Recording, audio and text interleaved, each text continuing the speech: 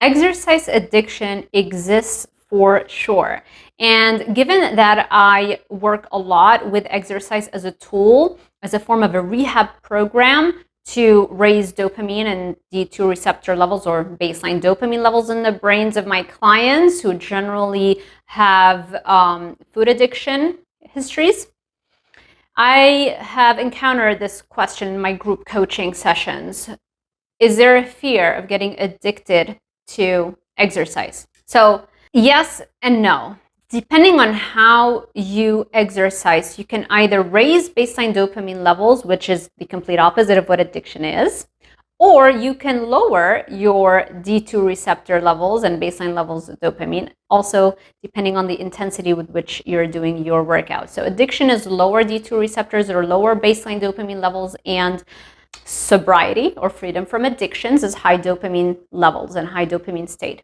And so depending on the intensity and the form of the exercise, we can steer clear away from exercise addiction and instead use exercise as a tool to build dopamine levels back up again and actually make you bulletproof against all addictions and distractions. So a lot of people, and I used to be one of them, when they try to go on a meal plan that requires them to not eat addictive foods, they can replace their addiction to sugar with an exercise addiction. So they start training a lot more, running a lot more, exercising a lot more as a method to increase dopamine levels in the brain because they can't get it from sugar or cake anymore. That can happen. Addiction interaction disorder, this is basically what we call this substituting addictions. It's actually pretty much the norm in addiction, right? A lot of people, you will see them, sober from alcohol, heroin, cocaine, whatever their drug of choice was,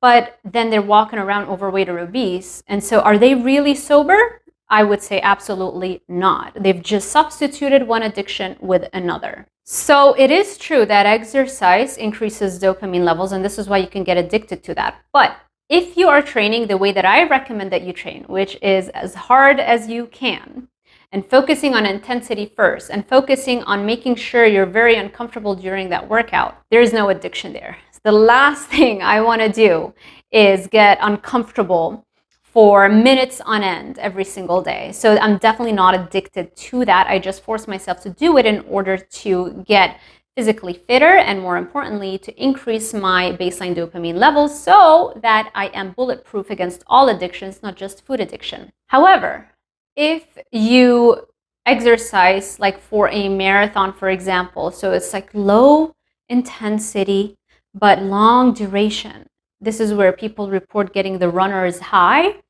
This is where you can get addicted to exercise. And the problem with that is that the rate of recovery sometimes or often cannot catch up with the rate of damage that's happening to your brain. You're just releasing a lot of dopamine and there's not enough D2 receptors to catch up because you need the recovery to build those D2 receptors back up again.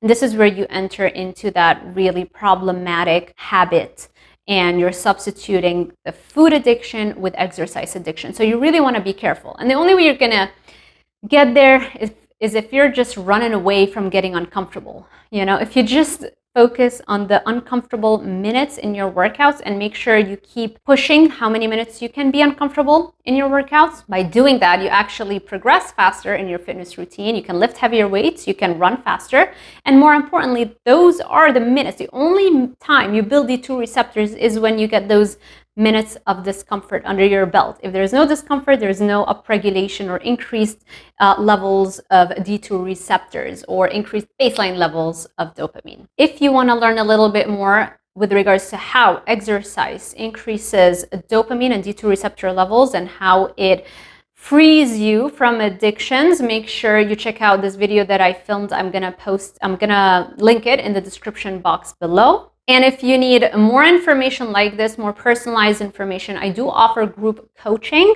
where you get to ask me your questions directly to me. I lead all of my meetings personally, and currently we're having 2 time slots. So it's every Sunday at 9 a.m. Eastern and Thursdays at 2 p.m. Eastern. And when you join, you get also access to all of the previous recordings, all of the other Zoom sessions that we've done where there's just a wealth of information. And we talk about carnivore diets, we talk about food sobriety, we talk about food freedom, we talk about how to raise dopamine levels in all kinds of different ways, because not everybody at the moment can train, right? Or train very hard. I have some clients that cannot train at all. They need knee replacement surgeries, for example. But so there are so many different ways to manipulate the dopamine system and to leverage it to our advantage. So all those things and more we talk about in our group coaching sessions. If you are interested in joining, make sure you send me an email at drsarahzaldivar@gmail.com and we'll take it from there. Thank you everybody for watching. If you like this video, make sure you give it a thumbs up, subscribe, and hit that little notification bell icon so YouTube alerts you every time I post a new video. Thank you for watching, and I will see you in the next one.